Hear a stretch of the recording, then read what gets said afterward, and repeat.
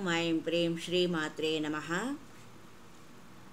శ్రీ లలితా త్రిశతిలోని 2వ శ్లోకం. కమలాక్షి కల్మషగ్ని కరుణామృత సాగర కదంబ కాననవాస కదంబ కుసుమ ప్రియ. ఈ 2వ శ్లోకంలోని 2వ పదం అయిపోయి కమలాక్షి తెలుసుకున్నాము, కల్మషగ్ని గురించి తెలుసుకున్నాము. 3వ పదమైన కరుణామృత సాగరాలోకి మనము ప్రయాణిస్తూ ఉన్నాము. కరుణామృత సాగర, కరుణ అంటే కృప ద్వారా లభించిన మోక్షరూప అమృతము. ఆ అమృత రూప సాగరము రూపంలో ఉన్న దేవియే కరుణామృత సాగర.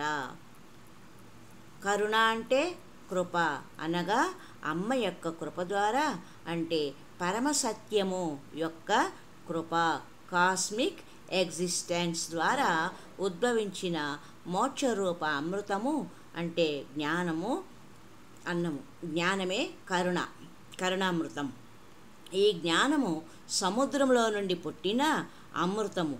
ఇది సముద్రంలాగా విశాలము మరియు లోతైనది.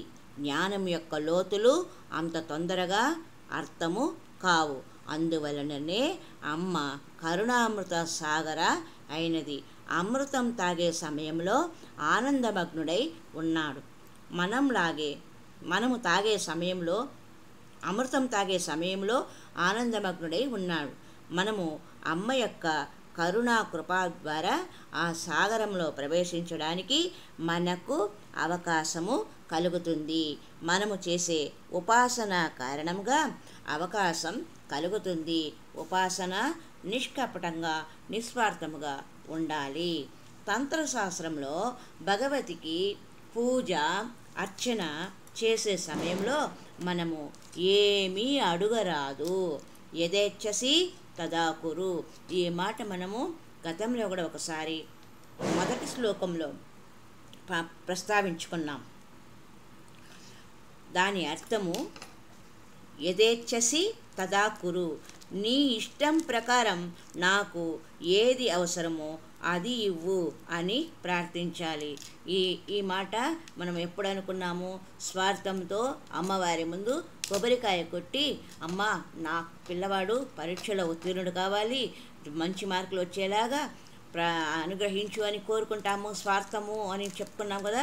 ఆ స్వార్థం పరత్వం గురించి మాట్లాడుకునే సందర్భంలో ఈ మాటను మనము ప్రస్తావించుకున్నాం. యథేచ్ఛసి తదా కురు. మనం స్వార్థంతో అమ్మవారిని ఏమీ ప్రార్థించకూడదు. మనము నివేదన చేసుకున్న మన కోరికను నీ ఇష్టం ఎలా ఉంటే అలాగ మాత్రమే ఉండాలని మనం ప్రార్థించుకోవాలి అని మనము అప్పుడు ఆ అమ్మవారిని ప్రార్థించుకున్నాం. అదేవిధంగానే ఇప్పుడు కూడా మనము కరుణామృత సాగరాల్లో అమ్మ నీ యొక్క కరుణ నా పైన ఉంటే చాలు అని మాత్రమే మనం ప్రార్థన చేయాలి. నీ ఇష్టము ఎలా ఉంటే అలాగా మాకు జరగని అని మనము ప్రార్థించాలి. దీనిలో అపేక్ష, స్వార్థము కానీ లేదు. అమ్మ ఇష్టము, నాకు ఏ కోరిక లేదు, నీవు నా మీద కరుణ అనే అమృతం వర్షం కురిపిస్తూ ఉన్నావు. నేను ఈ కరుణామృత వర్షంలో తడిసి నీలో విలీనమవుతాను. గంగా నది వెళ్ళి సంగమ క్షేత్రంలో సాగరంలో విలీనమైనట్లు అక్కడ గంగ యొక్క అస్తిత్వం ముగిసిపోతుంది. ఆ విధంగా గంగ సాగరం అయిపోతుంది. గంగా సాగరంలో విలీనమైన తర్వాత సాగరము నుండి గంగా జలం ఒక బిందువును కూడా మనము వెనక్కు తీసుకొని రాలేము.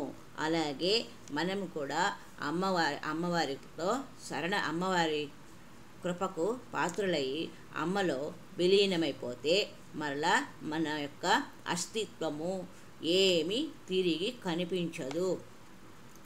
గంగ ఎలాగైతే సాగరంలో కలిసిపోయి తిరిగి అక్కడ నుండి ఒక చుక్క కూడా మనం తిరిగి తీసుకోలేము. గంగా ఇదని సాగరంలో కలిసిపోయిన తర్వాత మొత్తంలో కలిసిపోతుంది. సపరేట్గా గంగా అనే మాట అక్కడ ఉండదు. తల్లీనమవుతుంది, లీనమైపోతుంది అని చెప్పాం కదా. అదే తన్మయ అవస్థలోకి మనం కూడా వెళ్ళిపోయిన తర్వాత తిరిగి మనం నేను అనే శబ్దం కానీ నాది అనే మాట కానీ ఉండదు. గంగా సాగరం నుండి వెనక్కు రాదు. ఉపాసకులు జీవనంలో ఆ కరుణామృతం సాగరం వైపు ఉన్ముఖులై ఉండాలి. మనము కరుణామృత సాగరం వైపు ప్రవహిస్తూ ఉన్నాము. కరుణ మనకు ఎప్పుడు లభిస్తుంది? కరుణ అంటే సానుభూతి కాదు, కారుణ్యము,